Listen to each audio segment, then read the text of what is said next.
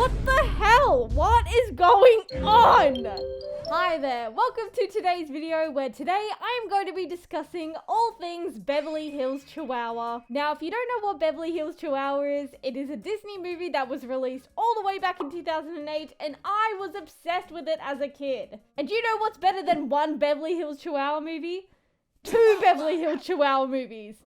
How about 3 Beverly Hills Chihuahua movies? Now, since I've already made a video about Chihuahuas, I thought this would be a good follow-up and also exploring one of my childhood films that I probably haven't seen in over 10 years. So, as a 24-year-old, I spent one of my weekends watching the whole Beverly Hills Chihuahua trilogy. How many of you guys have done that?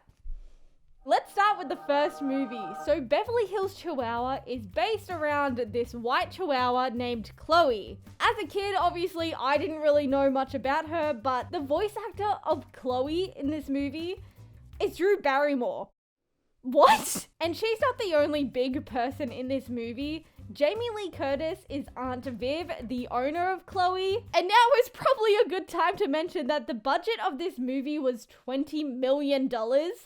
And it made $149 million. So the movie starts off with Chloe being a very wealthy, bratty sort of dog that goes to the salons with her besties.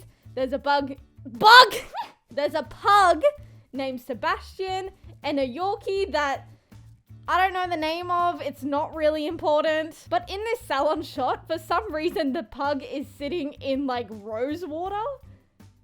Why?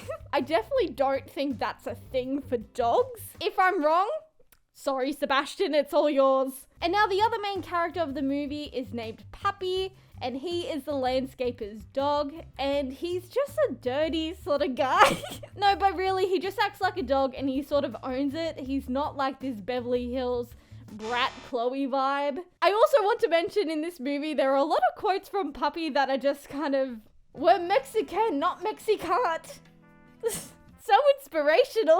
And speaking of the landscaper, this guy is Sam. Early on, we find out that Pappy is a bit of a simp for Chloe. You shine much brighter than the sun. Like, he's doing everything to jump up and try and get her attention. And Chloe's a brat. Now, this girl, Rachel, she is Aunt Viv's niece, and she kind of has some beef going on with Chloe. Like, she knows she's a brat and Chloe hates her back. There's a scene in this movie where Rachel wakes out of bed and Chloe just flies across the room. Yeah, there's definitely tension. So essentially the plot of this movie is that Rachel has to look after Chloe as Aunt Viv is going overseas somewhere and can't take a dog. She's a bit irresponsible, little Miss Rachel. Out of nowhere, she's like, let's go on a Mexico trip, a girls trip. And they bring this rich dog along. I wonder what could go wrong. So she gets captured and she's put into the Mexican dog fighting. This is crazy. Why is she getting kidnapped and put into a Mexican dog fighting thing? She meets this other guy in the cages named Delgado. He is a German Shepherd and an ex-cop, but we'll find out more later. Chloe gets taken and she is put in the arena with this massive Doberman, who is definitely the antagonist dog of the movie. So essentially, Chloe gets killed in the Mexican dog fight. No, she doesn't. Okay, I lied. She does get killed. So they're in the ring together about to fight, Chloe and this Doberman, but they kind of just like don't get to the point. And the Doberman like rips off Chloe's clothes. Sounds gross. She loses her clothes in like mad CGI style. That happened with the real dogs. It's not CGI. I take that back. But look who came to the rescue. It is Delgado. He bursts out of the little cage thing and of course breaks into the arena and takes Chloe away. They only briefly met and he just risked his life and saved Chloe. I can be your hero, baby. Subtle foreshadowing. And they get away real easy because the bad guys just don't jump a fence. Like, another key thing about this movie that they always say is that Chloe is wearing Chanel No. 5. I didn't realize that is dog friendly. Delgado drops Chloe off at this fancy hotel that she kind of says, oh, they'll know me. I'll get in easy and we'll have somewhere to stay. And essentially, Delgado sees this little imposter in the restaurant that looks like Chloe. So he's like, oh, shucks, I've gotta go. So he ditches Chloe, and Chloe didn't get accepted in the hotel. And this little dog at the restaurant had like a black patch on his eye, so it wasn't Chloe. And then Chloe was just homeless out of nowhere. And then cue the montage. I could be your hero, baby. All that for nothing because they kind of reunite 10 minutes later. And here's something that I haven't really talked about. Chloe wears this massive jeweled up collar. She says, oh my god, why is he after me? Girl, you've got this massive necklace on that is like bejeweled. There is this really annoying mouse and lizard that kind of comes halfway through the movie. I totally forgot about these guys until I saw them. I'm like, oh, yuck. I hate them. They're so annoying. I think they're really just used for a good kid laugh, but even as a kid, man, just wrap it up. I'm so sick of these guys goofing around for no reason. You know how we said Chloe was stupid just a second ago? She's stupid again. She gives her massive bejeweled necklace to the lizard and mouse and gets conned. She did this while Delgado was trying to find a way back home for her and just gave away her address and all her details. So, yeah, Chloe's not going home. So instead of that, Delgado sends her on a train to go back to LA. Delgado wasn't gonna join, but here he is. And he does this thing like, don't turn around, don't turn around. Ugh, fine, I'll turn around. I don't really think it's meant to be his catchphrase, but it kinda is, I guess. There's this dirty little puppy on this train for some reason, and he asked about her little booties because, of course, Chloe is still wearing her booties. I think it's only one, though. She lost a lot on the way. This little puppy was like, ew, why are you wearing... Where are you from? Why are you wearing booties? Where are you from? And Chloe's like, oh, I'm from Beverly Hills. It's not really dirty there, but I like wearing booties. And he's like, haha, that's stupid. So Chloe chucks it off the train. And do you know what song they play? I could be your hero. While this is all going on, a shopkeeper finds the collar and is like, oh my god, I'm gonna be rich. The mouse and lizard, they're just running around the shop in like this pinata. Like, seriously, why? Back to the train, they jump off. So Rachel and Sam eventually get her collar, which is breaking news. They have so many wanted posters like everywhere. This collar popping up is a pretty big deal. Delgado opens up a little bit more to Chloe about his ex-cop experience. And essentially he lost all his smell, but everyone is just saying, it's all in your head, man.